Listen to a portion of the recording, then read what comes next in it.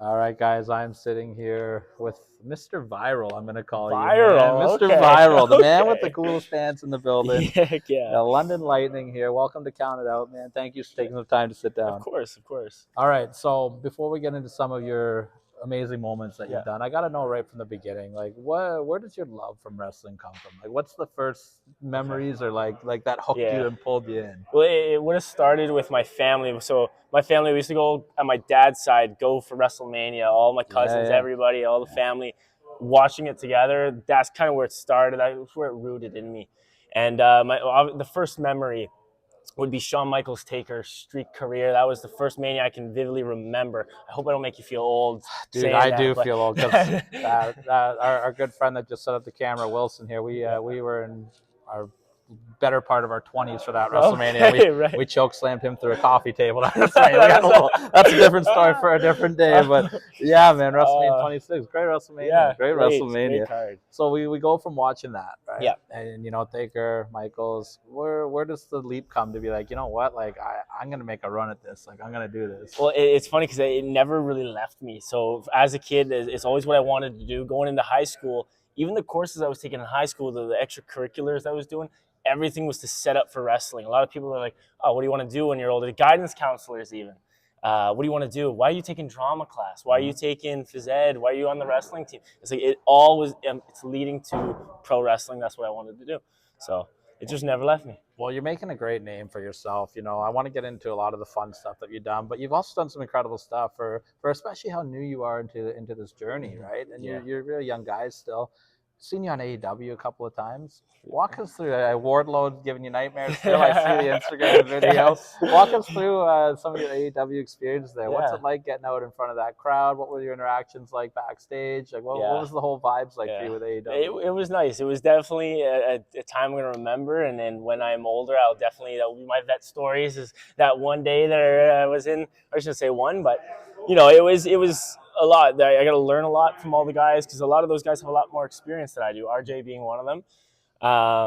It was nice to see the business from that side of things and get in with all these guys who have a lot of experience right when AEW is kind of on the up and up, and it was exciting. It was truly. I'm very grateful for my experience with it, and honestly, it's a nice little achievement. I get to say to my mom and say, "Hey, look, Mom, I made it to TV." So it was definitely something I cherish And for we sure. saw you mix it up with Rodrick Strong in there. Yeah, yeah, And they showcased you pretty decently in that. They gave yes, you some good yeah. offense in there. Gave me. Hold on a second. I fought for that. you Are you took kidding you me? took every I inch took, of I it. took every inch of that. Yeah, yeah, Run me through working with Roddy and what it was like working with him, and then your big spot with Wardlow on the yeah, outside there. yeah. Super nice guy. Super nice guy.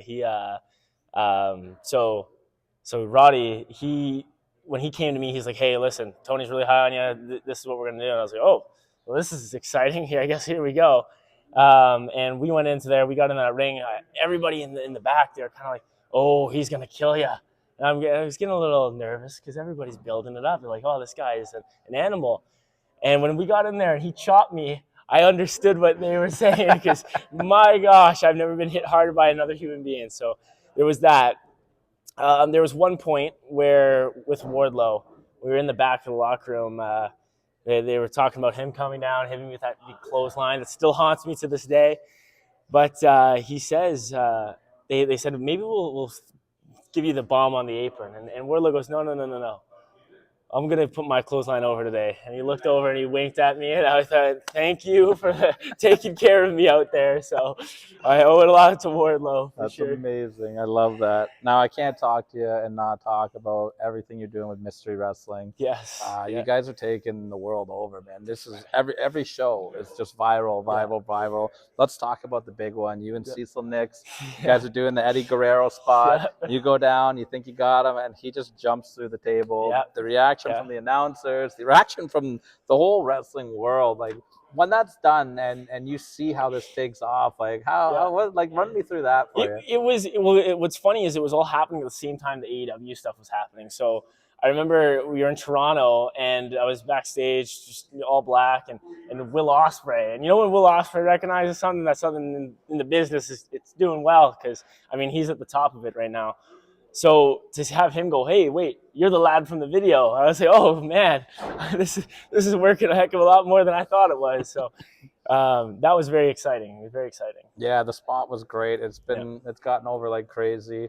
When you're at Mystery Wrestling, what's it like for you from a creative standpoint? Like, do they give you a lot of freedom to come up with some stuff? Do they have a direction for you? Absolutely. I mean, there's a little bit of both. You kind of get that with all independent wrestling promotions. Mystery Wrestling, I like. I'm very grateful for all the opportunities Evil Uno has given us, and he's kind of letting myself and Cecil Nix kind of go on and have some creative freedom, but at the same time, he has a direction for us, and he is. I mean, he's the perfect boss.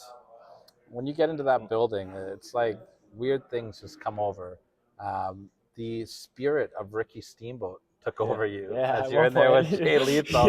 Talk to me about that moment working with Black Machismo there and having that fun moment with Jay Lethal. Well, that was another fun one where I remember telling my dad that I was going to wrestle Jay Lethal, and he was like, there's no way you're wrestling Jay Lethal. And then it happened, and I said, hey, Dad, look, I wrestled Jay Lethal. He goes, that wasn't Jay Lethal.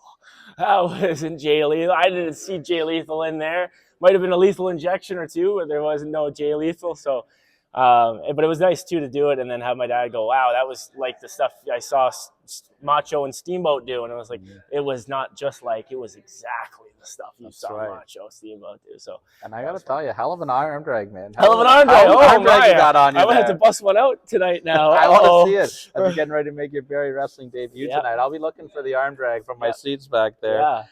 Again, we talk about the weird things that happen. Yeah, you got visited from Future yourself. Future London Lightning. Working with Mr. RJ City there. Well, what's it like with RJ? The guy is one of the funniest guys on the planet. The creative mind on him is phenomenal, and it just seemed like you guys were the perfect pair to be together. How was it working with RJ? Awesome. See, so I remember going back in Mystery Wrestling at the early days of it, my first show with them, and then the comments, it was like, what, RJ City is this? RJ?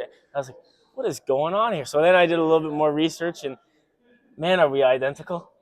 So it was awesome that Mystery took that idea from the fan standpoint, what they were seeing, and they ran with it. And that's another reason why Uno's a genius, and it shows with those opportunities what we've been doing with Mystery Wrestling and with Future London Lightning per se, and protecting Cecil Nix's death. Absolutely. Are you the new king of the death match? Is that? I think we're gonna put the death match aside for now. We're gonna let Matt Cardona have them. Let Matt Cardona have that. Him and Nick Gage can have fun. So that's. I got two more questions for you here. You've got all this buzz going now. You got the viral videos going. Your name is getting out there. How do you plan to capitalize on all this stuff going forward? What's the plans for this year and coming up? What's the goals? Like, you've got kind of lightning in a bottle right now. Lightning in a bottle. Great saying. Yeah. Well, I mean, it's tough to say with the wrestling business. Obviously, I have a goal. My goal is to get better every day. And that's every day I try and do that, whether it's through social media, whether it's in the gym, whatever it be. The goal is to get one step better every day.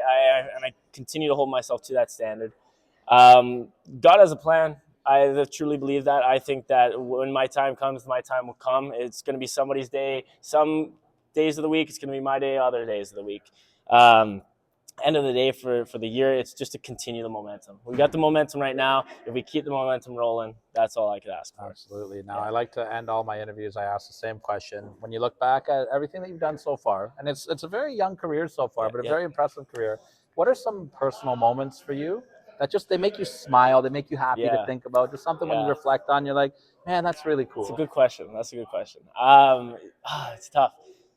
I would say wrestling. So wrestling Stu Grayson, that would have been my fourth match, but it was my first match that my parents, my brother, all of them got to see me. It was my first match in Ottawa, where I'm from. That one kind of holds a special place in my heart. Another one would have been the Canadian Tire Center against Lee Johnson with Ring of Honor. That was the first AEW opportunity that I had, but also it's the CTC. That was a goal that I had. I was like, I'm going to do this in 5 years, 10 years, whatever it be. One day I'll wrestle on the CTC, and it happened within 2. So awesome. It was truly like, if you manifest something, it'll happen for sure. That's awesome, man. Yeah. Well, I want to say congratulations on everything so far. I'm pumped up to see what the future holds. I'm pumped up to see you here at Barrie Wrestling today. Yes. On behalf of Mr. London Lightning, I am Tyler. You have been counted out.